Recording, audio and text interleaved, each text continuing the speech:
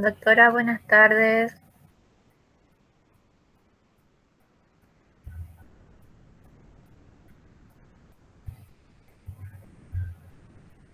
Doctora.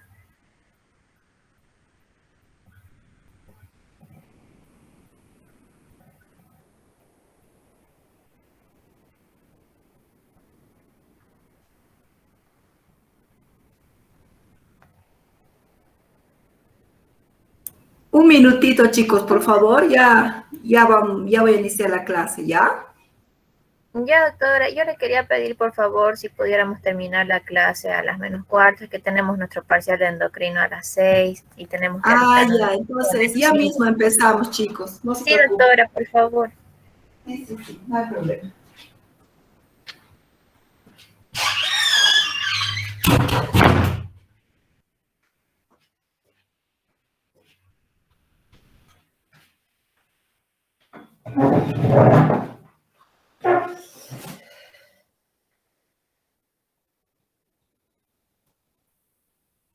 ¿Cómo están, chicos? Buenas tardes. Buenas tardes, doctora. Buenas tardes, doctora. Buenas tardes, doctora. Entonces, ¿están todos nerviosos por el tema del examen? Sí, doctora. ¿Quién es su profesor de endocrinología? Dígame. La doctora, sí, Carolina Céspedes. La doctora Céspedes. Yo la conozco, la doctora Céspedes. A veces le mando hasta pacientes. Ella hizo en Buenos Aires, en el Hospital Álvarez hizo. ¿Son amigas, doctora? Colegas. Pero sí, podría ser mi amiga, la doctora. Es muy buena persona. Solo que no la conozco mucho. Muy bien. Entonces vamos a hablar de una patología ahora, que se trata de artritis reumatoide, ¿ya? Es una enfermedad después de las enfermedades metabólicas, porque generalmente a la consulta vienen más pacientes por dolores localizados a nivel de hombro, rodilla, o vienen sobre todo enfermedades degenerativas, osteoporosis, gota, ¿no? Enfermedades metabólicas, pero después también con más prevalencia que otras enfermedades vemos lo que es la artritis reumatoide.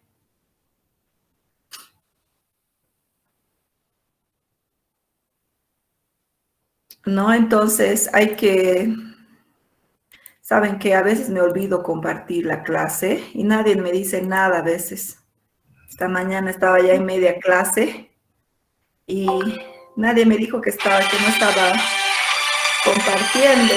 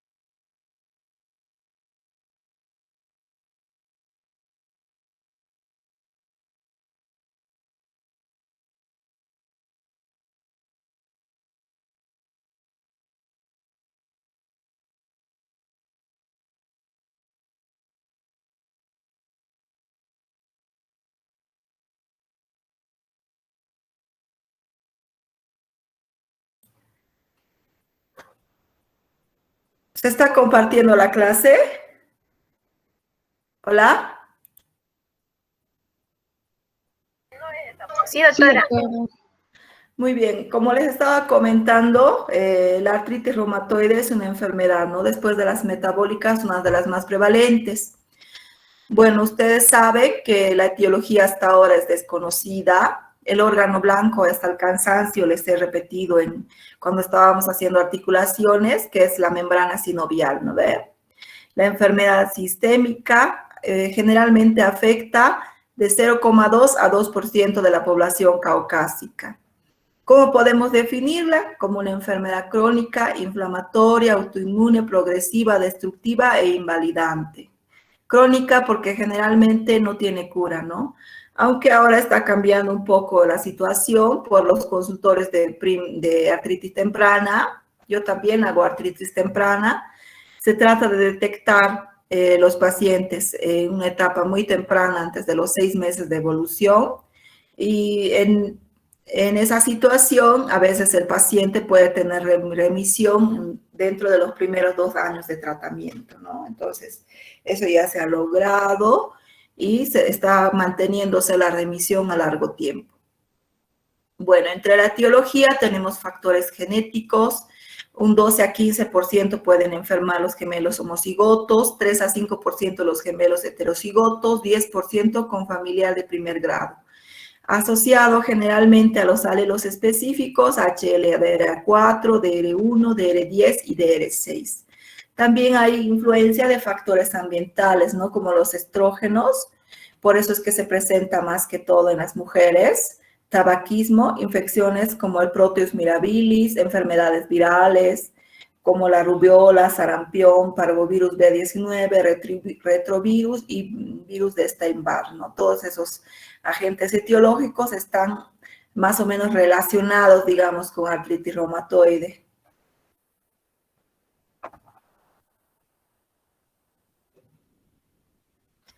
Ahora, según epidemiología, afecta a 0,8 por 100.000 habitantes, más predominio de mujeres, 2 a 3 a 1. La variación puede disminuir con la edad. La edad de presentación generalmente entre los 20 y 50 años. La prevalencia de la enfermedad va aumentando con la edad. A nivel, en el sistema inmunológico ya habíamos visto inflamación. Se atribuye a esto el mecanismo autoinmune de la artritis reumatoide, pero no es una regla, ¿no? Porque alguien me preguntaba por qué algunos pacientes con artritis no tienen, digamos, factor reumatoide positivo, porque son artritis reumatoide seronegativa. No es una regla, ¿no? Así como tampoco se puede explicar por qué el factor reumatoide aparece en personas que no tienen ninguna patología. Pero hemos visto que un agente externo estimula, digamos, la inmunidad innata, generalmente a los macrófagos. Estos responden con la secreción de citoquinas, normalmente. Después, ¿qué pasa, no? También puede activar la NOXA, el sistema de complemento. Después también puede activarse las células plasmáticas estimuladas por los linfocitos y estas a su vez las células citotóxicas, los linfocitos T citotóxicos, todo con el afán de eliminar el agente externo. Ahora, normalmente algunas interleuquinas estimulan la proliferación de fibroblastos y así puede haber una remisión, ¿no?, de la inflamación. Pero a veces, ¿qué pasa? Hay una hipersecreción por parte de los linfocitos B, eso ya sería inmunidad adaptativa, de citoquinas proinflamatorias. Hemos hablado de que las citoquinas proinflamatorias pueden comportarse de manera autoinmune, ¿no? Que pueden ser independientes, ya sea estimulando otras células o ya sea estimulando la propia célula que la secretó, como en este caso, los linfocitos B que secretan las interleuquinas 6, factor de necrosis tumoral alfa, interleuquina 10, estimulan a su vez más a los linfocitos B para seguir formando más citoquinas proinflamatorias. Ahora, el factor de necrosis tumoral clave estimula los macrófagos, se forman más citoquinas proinflamatorias y empieza a haber el daño inflamatorio, ¿no? Ahora también las células dendríticas, los linfocitos B, los macrófagos pueden actuar como células presentadoras de antígeno a los linfocitos T, y esta a su vez puede responder con la formación de la citoquina proinflamatoria, factor de necrosis tumoral, y esta volver a estimular a los macrófagos, formar un círculo vicioso y empezar a tener daño inflamatorio, ¿no? Ahora, también los linfocitos B pueden estimular directamente a los linfocitos T, estos secretar factor de necrosis tumoral. A la vez, la interleuquina 2 secretada por la misma puede volver a estimular a los linfocitos T y vuelven a estimular a los macrófagos, y hay un círculo vicioso de formación de citoquinas. Ahora, en algún momento, los linfocitos B, por tanto, circuito inflamatorio, estimulan a los plasmocitos a la formación de autoanticuerpos, que son, en este caso, el factor reumatoide, ¿no? El factor reumatoide estimula a su vez a los macrófagos, puede incluso activar la cascada de complemento y convertirse en la citoquina principal que mantiene el proceso inflamatorio. Entonces, ¿qué se busca? Siempre cortar la cadena, ¿no? Con el tratamiento. Hemos visto que el tratamiento, más que todos los inmunomoduladores, son potentes antiinflamatorios, ¿no? La mayoría tiene un efecto anticitoquinas, hemos visto eso, ¿no? Vean, antimacrófagos, antineutrófilos. Entonces, vean ustedes que en su efecto, en su mecanismo de acción va contra la inflamación. Y también hemos visto que los biológicos también son específicamente contra ciertas citoquinas, ¿no? Entonces, todo ese circuito inflamatorio puede causar un daño morfológico. ¿En qué consiste el daño morfológico? En la fase de inflamación sinovial y perisinovial, en fase 2, proliferación, desarrollo de panos, fase 3, fibrosis y anquilosis. Acá podemos ver, ¿no? Hay una proliferación de sinoviocitos, acumulación linfocitaria, edema velloso, eso en la inflamación sinovial y perisinovial. Aquí hay mucha inflamación, mucha citoquina. Ahora, en la formación de proliferación de la membrana sinovial, la formación de panos por la vascularización aumentada, también está una fase proliferativa sinovial que es donde hay que actuar, ¿no? Se actúa a este nivel y a este nivel para evitar esto, ¿no? Que ya viene a ser una fase tardía, que es de anquilosis y fibrosis. Hay una retracción y deformación articular, ¿no? Entonces, a eso se debe evitar llegar, porque así es como destruye la articulación, la enfermedad. Ahora, ¿cómo podemos definirla clínica y diagnósticamente? O sea, una definición clínica y diagnóstica sería síntomas constitucionales, manifestaciones articulares y extraarticulares. Las características clínicas y rayos X varían en diferentes pacientes y en las diferentes etapas. Al comienzo predomina la inflamación, en etapas crónicas, las secuelas y las complicaciones sistémicas, ¿no? Aunque no siempre es una regla, a veces hay un salto de tigre, como se dice, ¿no? En palabras vulgares, y no atacan a la membrana sinovial, no es su órgano blanco. Hacen una curva y directamente atacan a los órganos. Entonces puede haber una artritis reumatoide sin compromiso articular y compromiso pulmonar nada más, ¿no? Entonces, vean ustedes, también puede haber una esclerodermia sin esclerodermia en piel, imagínense, y solamente afectar el pulmón. Entonces, vean ustedes que no es una regla, ¿no? No es una regla. Entonces, el carácter sistémico generalmente es la complicación extraarticular, ¿no? El número y la severidad de las manifestaciones extraarticulares varía según la duración y la severidad de la AR. Normalmente, las complicaciones extraarticulares que tenga el paciente siempre van a aumentar su riesgo de mortalidad. Complicaciones extraarticulares. ¿Cuáles son las complicaciones más comunes a nivel extraarticular? Pueden ser cutáneas, oculares, respiratorias, hematológicas, cardíacas, neurológicas, vasculares, renales y cáncer. El cáncer se puede presentar 2 a 3 veces más en pacientes que tienen enfermedades autoinmunes que en población general, y no, por eso es que requiere siempre un control riguroso, ¿no? De la parte ginecológica, de todo. ¿Cuáles son los criterios de diagnóstico según la CR? Ese es el criterio de diagnóstico más antiguito, ¿no? Número 1, los síntomas, ¿no? Que sean mayor a 6 meses y que tenga embaramiento matinal mayor a 1 hora. La número 2, siempre el criterio 2, 3, 4 se va a basar en el compromiso de articulaciones pequeñas y la simetría.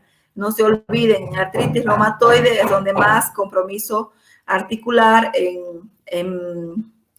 en articulaciones pequeñas vamos a encontrar, y según eso tiene más criterio también para tener una enfermedad como la artritis reumatoide, y la simetría también, más que todo en esta enfermedad se va a encontrar artritis simétrica, ¿no? Entonces, ¿cuál es el criterio 2? Artritis de 3 o más áreas articulares, al menos 3 de ellas tienen que presentarse hinchazón de partes blandas o líquido sinovial observado por un médico, ya sea interfalángica proximal, metacarpofalángica, muñeca, codos, tobillos o metatarsofalángica.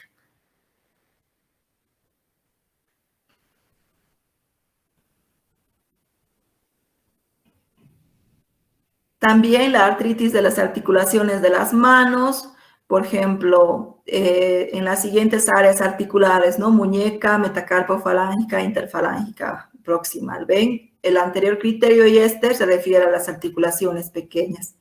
El cuarto también, miren, artritis simétrica, interfalángica proximal, metacarpofalángica, metatarsofalángica.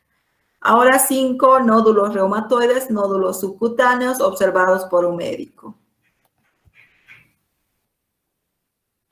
Ahora el sexto criterio, factor reumatoide positivo por cualquier método. La séptima ya son alteraciones a nivel radiológico, ¿no? Ya sea osteopenia y extraarticular o erosiones articulares típicas, marginales.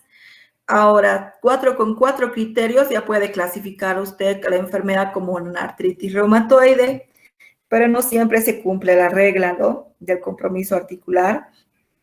A veces, cuando hay directamente un compromiso extraarticular, es más difícil el diagnóstico, es más un reto, ¿no?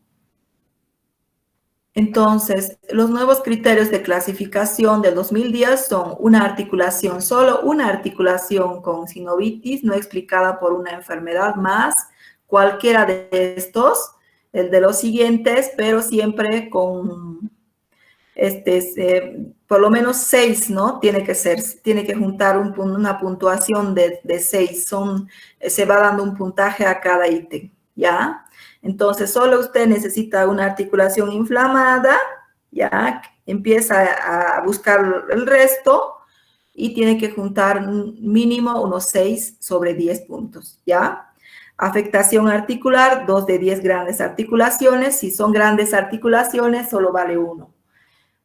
1 de 3 articulaciones pequeñas con o sin afectación de articulaciones grandes vale 2. 4 de 10 articulaciones pequeñas con o sin afectación de articulaciones grandes vale 3. Mayor a 10 articulaciones más una pequeña vale 5.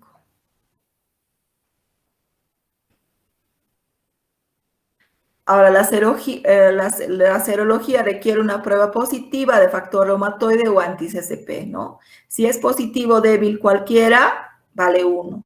Si es positivo altos títulos, vale 3, ¿ya? Ahora, los reactantes de fase aguda también cuentan. Si son positivos, ya sean altos títulos o bajos títulos, igual vale 1, cualquiera, sea la eritro o la PCR. Ahora, duración de la enfermedad. Si tiene más de 6 semanas de duración, entonces vale 1. Entonces, ustedes vean, ¿no? Que no necesitan tanto compromiso articular como el anterior ítem de de fechas pasadas, ¿no? Aquí ya se ha incorporado el anti-CCP, por ejemplo.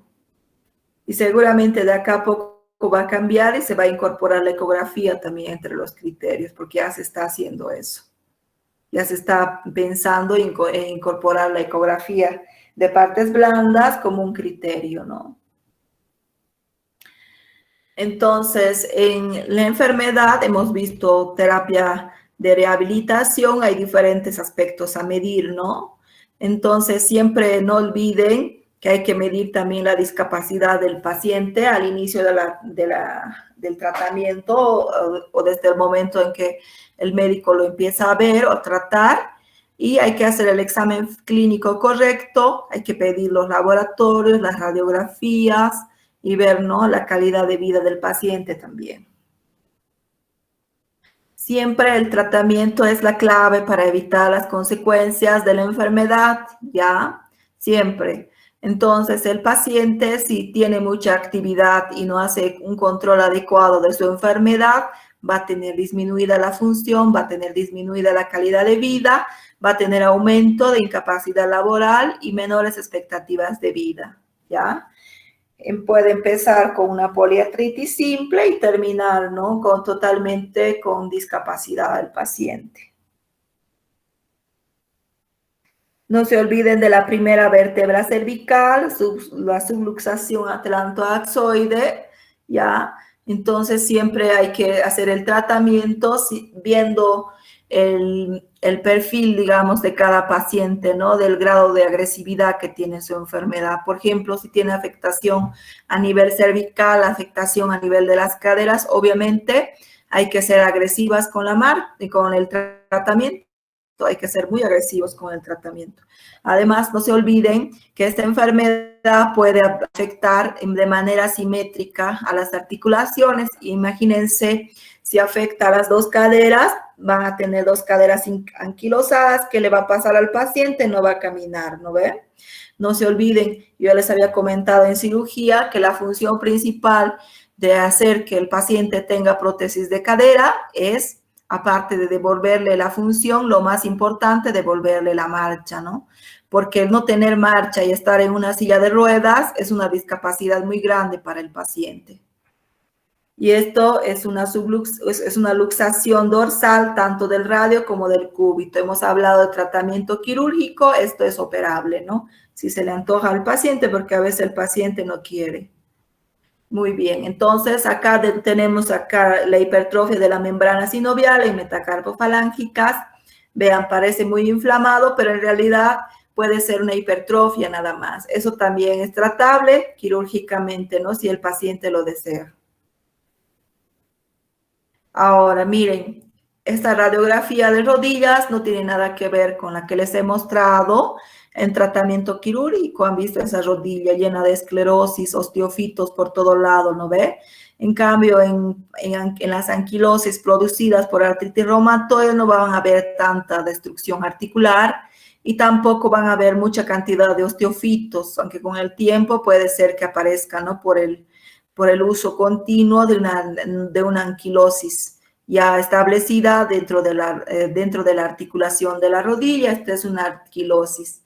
Siempre que vean una anquilosis así simétrica y bilateral, tienen que pensar en una enfermedad inflamatoria. Además, si en cuyo caso el paciente es joven, ¿no?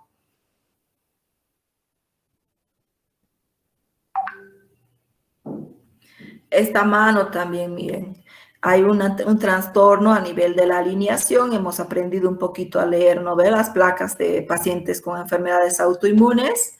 Vemos una disminución de espacio articular a nivel del carpo, una anquilosis total a nivel de metacarpofalángicas y también un trastorno de pinzamiento en las interfalángicas distales y la osteopenia severa, ¿no?, que tiene.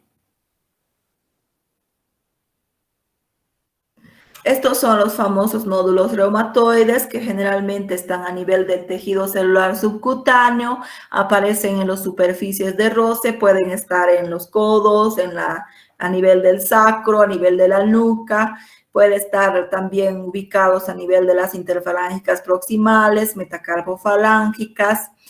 pero también eso es lo normal, es que tenga esa ubicación, pero puede tener una ubicación diferente. Por ejemplo, unos nódulos que se puedan, reumatoides, que se ubiquen, digamos, como un tumor a nivel del sistema nervioso central. Ha pasado y existe la posibilidad. También que se ubique, digamos, a nivel de los pulmones, y ha habido casos incluso, ¿no?, de ubicaciones a nivel del corazón. Entonces vean ustedes que no siempre es una regla que el nódulo reumatoide se ubique a nivel del tejido celular subcutáneo. Esto se puede operar, ¿no? Y tiene una histología muy característica. Y por eso se sabe a veces en pacientes que tienen, digamos, fibrosis pulmonar, no tienen nada de artritis, a veces lo único que llegamos a encontrar es un nódulo reumatoide y los autoanticuerpos, ¿no?, que en la mayoría son positivos. Entonces nosotros por este nódulo podemos llegar al diagnóstico del paciente. Ahora, también no se olviden que todas las enfermedades autoinmunes pueden tener compromiso ocular. Siempre que encuentren una uveitis en un paciente, tienen que investigar si no tiene aparte un compromiso autoinmune de alguna otra enfermedad, como artritis reumatoide, lupus o espondiloartropatía, que son generalmente las que mayormente tienen compromiso ocular. Y siempre el compromiso ocular se trata en conexión con el oftalmólogo, ¿no? No olviden, la artritis reumatoide hasta ahora estamos viendo que no solamente está afectando las articulaciones, como todos pensábamos, ¿no?, que se limitaba nada más a las articulaciones. La artritis reumatoide es una enfermedad sistémica agresiva que puede afectar otros órganos y volverse sumamente peligrosa para la calidad de vida del paciente y para su vida misma. Entonces, entre las manifestaciones respiratorias tenemos la artritis cricoaritenoidea, enfermedad pleural, fibrosis intersticial pulmonar, nódulos pulmonares, bronquiolitis, hipertensión pulmonar secundaria, arteritis pulmonar, enfermedad de pequeñas vías.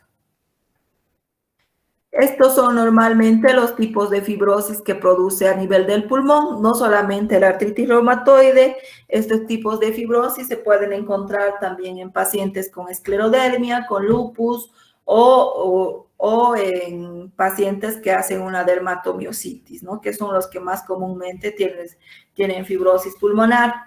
Entonces, hay un compromiso intersticial usual y un compromiso intersticial no usual y tampoco no específico, ¿ya? No específico y un compromiso intersticial pulmonar usual, ¿ya?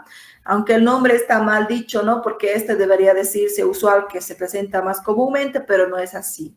Este se llama compromiso intersticial usual, es el más agresivo, ¿ya?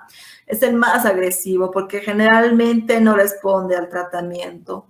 Normalmente una evolución de una fibrosis intersticial usual, en 1 año o 2 años necesita el paciente un trasplante de pulmón, ¿no? No llega a responder al tratamiento. He visto un caso en Buenos Aires y realmente es muy desesperante, paciente joven que empezó, digamos, hace 1 año y a los 6, 8 meses ya estaba con mochila de oxígeno. Inevitable, él se paseó por todos los hospitales habidos y por haber, se fue al exterior, a todo lado, y siempre volvía a nuestro servicio porque realmente no había nada que hacer, ¿no? ¿Cómo se llega al diagnóstico entre estas dos? Solamente por biopsia de parénquima pulmonar. La inespecífica, la fibrosis inespecífica, generalmente responde bien al tratamiento. El paciente puede estar con disnea severa, incluso con oxígeno permanente, pero cuando le inicias el tratamiento, el paciente responde y a la semana ya deja el oxígeno, ya tiene casi una vida normal, ¿no? En cambio, la usual no. Entonces, ¿cómo se hace la diferencia? Solamente con biopsia. Y cuando se llega a la biopsia, no es que nosotros estemos buscando el diagnóstico diferencial entre las dos desde el principio, no es así. Generalmente se hace la biopsia cuando el paciente no responde al tratamiento. Ahora, los nódulos reumatoides pueden ubicarse también a nivel del pulmón, generalmente son asintomáticos, localización periférica de los campos pulmonares, tamaño variable, posibles complicaciones como fístula, derrame pleural, cavitación, síndrome de Kaplan, también se puede producir en gente que trabaja en las minas, ¿no? Que generalmente también se presenta con múltiples nódulos diseminados en ambos campos pulmonares, la neumoconiosis por exposición al polvo de carbón, sílice, asbesto, generalmente estos también tienen buen pronóstico. Ahora, el síndrome de Felty no es muy común, ¿ya? Generalmente se presenta en pacientes que tienen una larga evolución de la enfermedad. Se caracteriza por una triada diagnóstica que consiste en artritis erosiva severa, esplenomegalia y neutropenia. El vaso les crece mucho de tamaño, entonces la solución generalmente es la esplenectomía, ¿no? Pero son pocos casos, no es muy común. Ahora, las vasculitis son las complicaciones, aparte de las complicaciones pulmonares, las vasculitis son las complicaciones más temidas también, ¿no? ¿Qué factores asociados a la vasculitis? Sexo masculino, factor reumatoide positivo, erosiones, nódulos reumatoides, crioglobulinas. Las crioglobulinas generalmente se las busca cuando sospecha de vasculitis, ¿no? Entonces, la sintomatología generalmente son púrpuras palpables, arteritis obliterante de los dedos, neuropatía periférica, tanto sensitiva como motora puede ser, ¿no? Debilidad muscular, quemazón, parestesias. Puede también trombosar las arterias mesentéricas, puede afectar el sistema nervioso central, la vasculitis, y producir, ¿no? Sus derrames cerebrales o a nivel del intestino, infarto a nivel mesentérico, también tiene altísimo riesgo de mortalidad, al igual que el compromiso neurológico, ¿no? Siempre vemos, si hay petequias hay que buscar, ¿no? Acá, por ejemplo, las úlceras, las necrosis, miembros inferiores se pueden presentar. Igualmente, ¿no? Este es el pioderma, generalmente también se presenta en pacientes que tienen larga evolución de artritis reumatoide. Siempre las petequias también nos van a avisar. Entonces, cuando es un paciente ya con diagnóstico de artritis reumatoide, generalmente es un problema, ¿no? Entonces, vean ustedes que la artritis reumatoide es una enfermedad que hay que controlar, que hay que tratar, y ver todas las complicaciones que puede llegar a tener, esperarlas y sobre todo hacer un diagnóstico precoz y una evaluación precoz y ya iniciarles un tratamiento. ¿Alguna pregunta?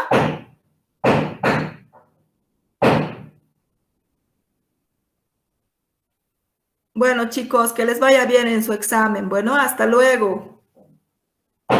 Gracias, doctora. Hasta luego, doctora. Gracias, doctora. Hasta luego, doctora.